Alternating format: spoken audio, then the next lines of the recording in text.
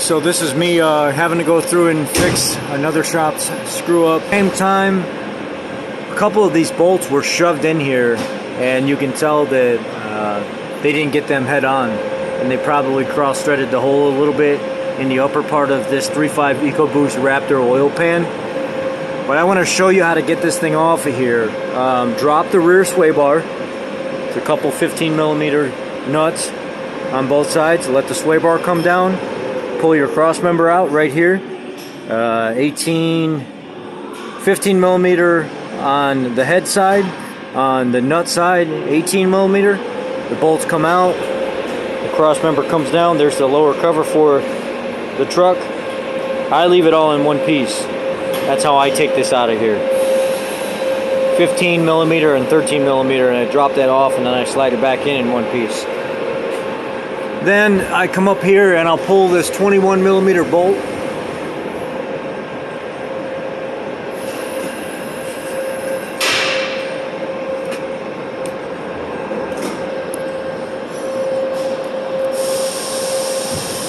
Come on.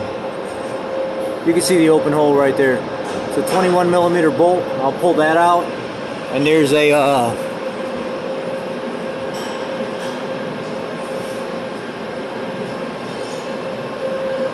where is it at?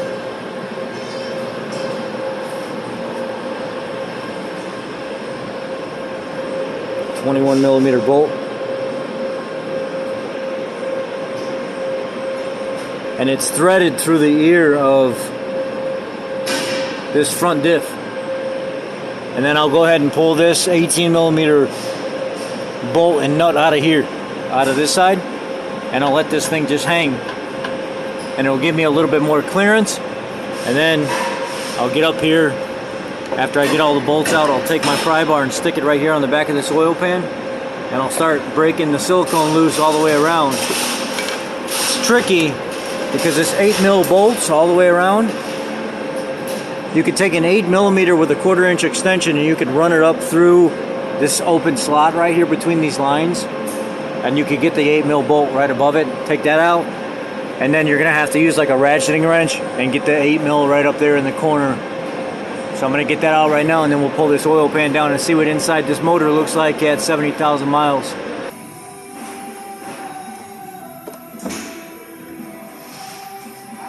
See if I can get this off of here now. Get that last bolt out of there.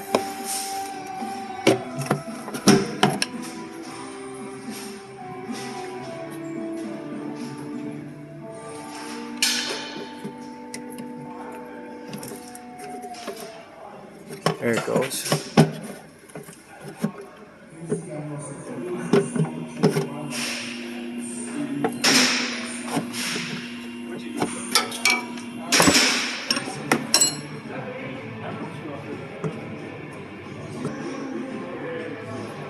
Well,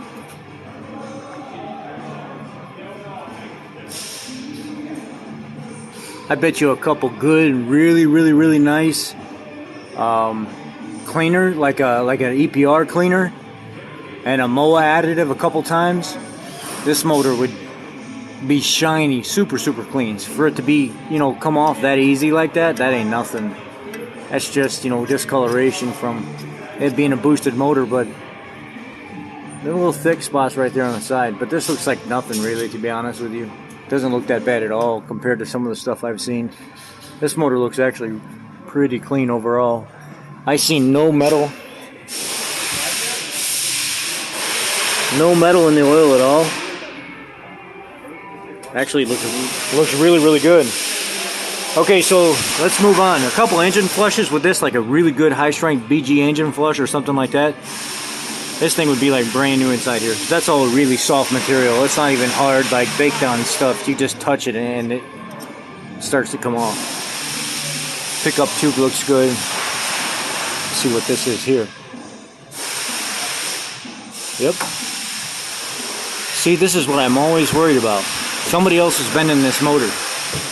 That plastic that was right there in that pickup tube.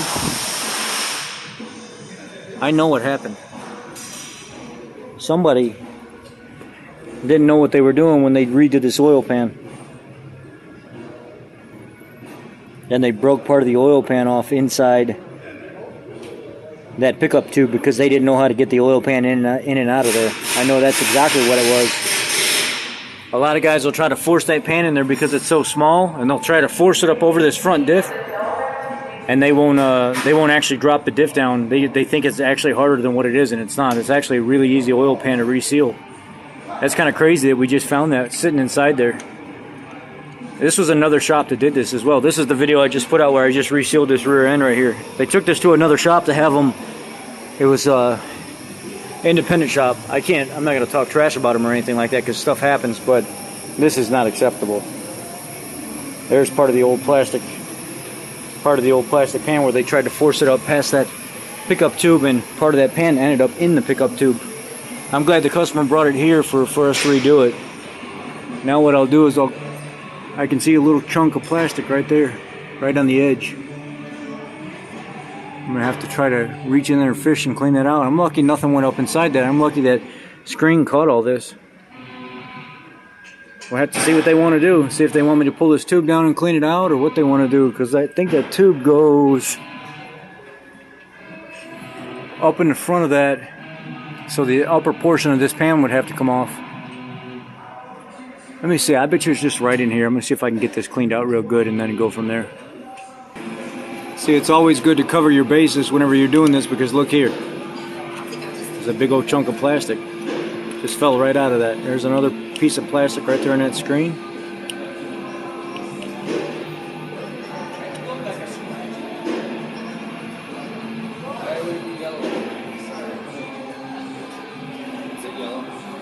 Okay, so there was quite a bit of plastic in the pickup tube, and what it is when they were going to pull the old pan out of there, this front edge,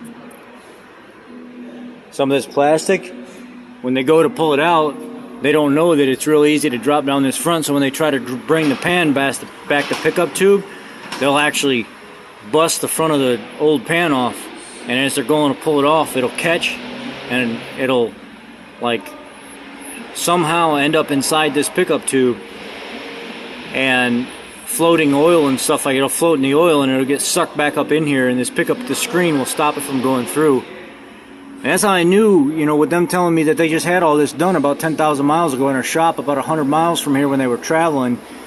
They were at a family member's house and they couldn't make it back here, but now that they're back here, they said that they just want us to go ahead and redo everything that was done because of how bad it is. And here's the new pan.